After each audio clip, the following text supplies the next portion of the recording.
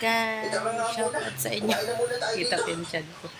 Hinihingal ako, tinatamad ako kasi busog. Marami ako nakain. So, dito kami natin Jenny sa second floor. Tingnan mo. Marami kami lilingpitin mga gamit ni Camilla. No? Hindi pa kami tapos. Nilaklak niya pa yung kwarto niya. Tapos umalis naman siya.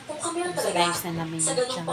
Yan namin siya na display. Diba? Inayos namin yung ayos namin natin Jenny yung cabinet. Ibig sabihin, sa Pinakpan panahon namin namin yun noon ay mga bunga na lang kami ng mga kinikilala mananakis ng mga nagkaampalan pa. Kaya hindi Sinisipon na siya guys. Kasi puro ano guys, puro buhok. Nice. Dahil hindi naman kami ang mga Nakikinig ninuno kami namin. ng ano.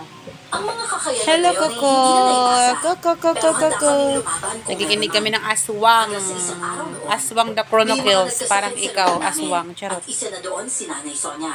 Nice ko na yun doon. Yun sa ano nila. Asin? Yan si Coco, yan si Coco. Maganda na yan dyan guys. Diba? Ano ba naman ito? Bigla ako nahilo ah. Ayos na. Ayos na yan guys ha. Pinunasan na namin yung pader. Nahiya kami sa inyo. So, yan lang muna guys. Namaya na lang ulit kasi busy mga person. Hinihingal ako kasi busog ako. Dami ko nakain. My tummy is fully. So, yan.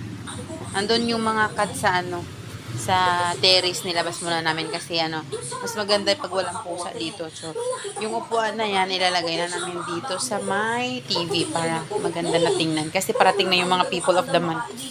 So, bye-bye muna guys. Thank you sa inyo lahat dyan. I love you all. Mwah! Salamat sa panonood. Parang may pumitik sa bato ko.